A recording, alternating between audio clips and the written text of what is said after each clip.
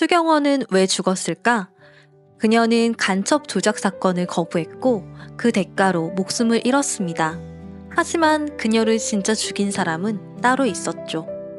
그럼 지금부터 드라마 아지트와 함께하는 보물섬 뇌피셜 예고 시작합니다. 뭐해요? 나 아직 안 죽었어. 빨리 더 쏴요, 아버지. 서동주의 목소리는 놀랍고도 또렷했습니다. 총알은 방탄조끼 위에서 튕겨져 나갔고 핏자국 하나 없었습니다. 허울도의 눈빛이 흔들렸습니다. 그는 아무 말도 하지 못한 채 천천히 총을 들어 올렸습니다. 하지만 방아쇠 앞에서 손가락이 멈췄습니다. 숨이 막힐 정도로 떨렸고 결국 그는 쏘지 못했습니다. 고개를 떨군 허울도는 총을 내리고 무거운 발걸음으로 돌아섰습니다. 그 뒷모습을 향해 서동수의 목소리가 다시 울렸습니다. 그날처럼 못 본 척하지 마요. 당신 눈으로 보세요. 내가 누군지. 우리가 주목해야 할 건 방아쇠를 멈춘 건 방탄조끼가 아니라 진실이었다는 점입니다. 염장선은 구독과 좋아요 화면을 보며 입꼬리를 살짝 올렸다가 표정이 급격히 굳어졌습니다. 살아있었다고? 그는 청구호에게 말했습니다. 서동주, 저 자리에서 당장 처리해. 지금 당장. 청구호는 재빨리 움직였고 그 시각 서동주는 허울도의 뒷모습을 바라보다가 뒤에서 들려오는 발소리에 고개를 돌렸습니다. 등 뒤로 달려드는 기척. 서동주는 망설임 없이 자신이 가져온 권총을 꺼내 들었습니다. 그 이상 다가오면 쏩니다. 청구호는 순간 멈춰섰습니다. 서동주는 흔들림 없는 눈빛으로 그 자리를 빠르게 벗어났습니다. 결국 이 장면은 서동주가 더 이상 도망치지 않는다는 걸 보여줍니다. 준비돼 있었고 정확히 맞섰습니다. 허울도는 집으로 돌아왔습니다. 방 안은 적막했고 손끝엔 아들을 향한 방아쇠의 감각이 남아있었습니다. 그는 오래된 서랍을 열어 한 장의 사진을 꺼냈습니다. 대학 시절 환하게 웃고 있는 자신과 추경원이었습니다. 그 순간 전화 한 통이 울렸습니다. 디스플레이엔 강성이라는 이름이 떠 있었습니다. 허울도는 망설이다 전화를 받았습니다. 일도야, 성현이가 살아있었어. 그 아이 너랑 경원이 아들이야. 서상무가 성현이었어. 그 한마디에 허울도의 숨이 멎었습니다. 너도 알고 있었어? 지금까지 왜 말 안 했어? 강성은 울먹이며 말했습니다. 경원이의 부탁이었다. 말하지 말아달라고 했어. 자기가 직접 말하겠다고 했는데 그날 그렇게 됐지. 미안하다 일도야. 허울도는 그대로 염장선을 찾아갔습니다. 눈은 붉게 충혈돼 있었고 손은 떨렸지만 걸음은 무거웠습니다. 그는 염장선의 서재문을 열고 한동안 아무 말 없이 그를 바라보다가 입을 열었습니다. 아들을 죽이라고 사주하실 때마다 얼마나 큰 쾌감을 느끼셨습니까? 염장선은 비웃듯 말했습니다. 그게 후배님의 숙명이었죠. 나라 사랑이 어디 쉽답디까? 허울도의 눈빛이 차가워졌습니다.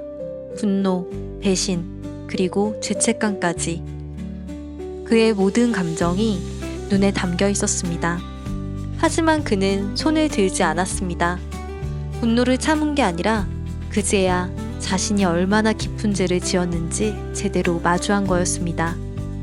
결국 이 장면은 충성이란 이름으로 저지른 비극이 허울도 자신을 무너뜨린 순간입니다. 며칠 후 서동주는 허울도가 잠적했다는 소식을 들었습니다. 그리고 결국 버려진 바닷가 창고에서 혼자 앉아있는 그의 뒷모습을 발견했습니다.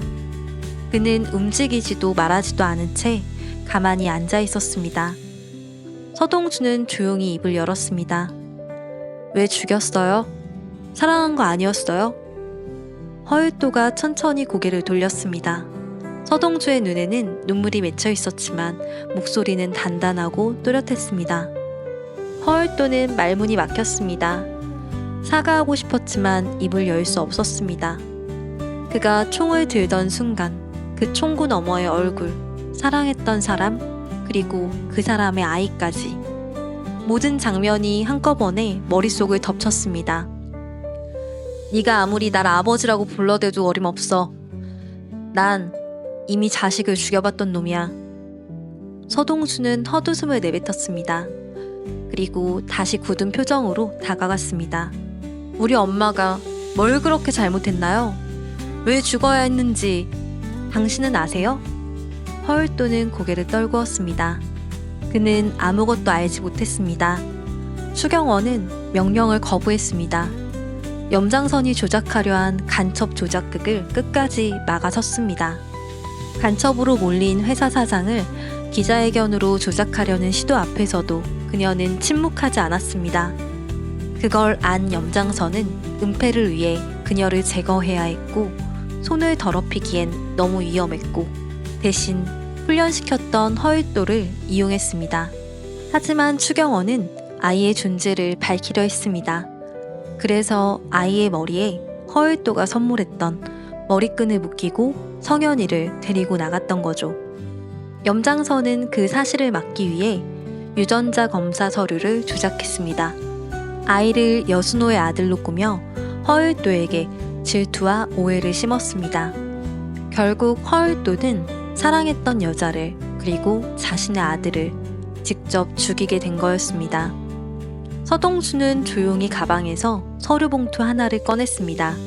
감청 기록, 녹취록, 조작된 진실이 담긴 서류였습니다. 그는 그것을 허율도의 발 앞에 내려놓았습니다.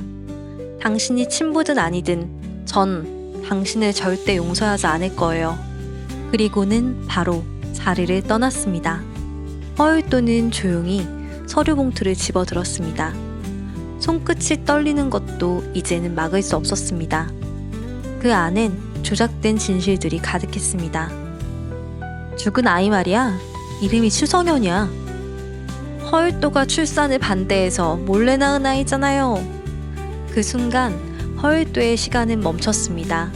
얼마 뒤 허율도는 거울 앞에 섰습니다. 면도기를 들어 수염을 밀며 천천히 자신을 다시 만들어갔습니다. 그리고 마지막으로 손에 든 건 검은 정장이었습니다.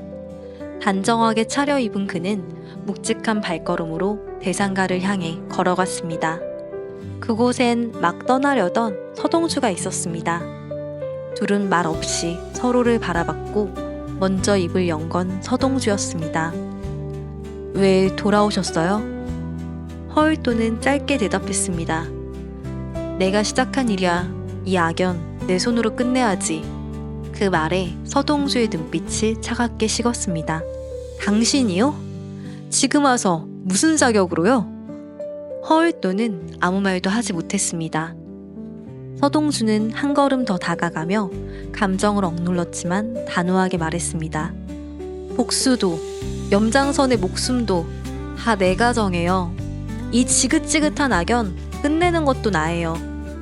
잠시 침묵이 흐르고 허율도는 조심스럽게 작은 권총 하나를 꺼내 건넸습니다. 그래, 그럴 자격이 없겠지. 그럼 이거라도 가지고 가. 그리고 혹시라도 내가 도울 일이 있다면 뭐든 말해줘.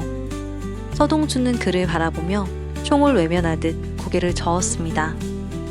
총은 나도 있어요. 그리고 당신한테 받을 도움 따위는 필요 없어요.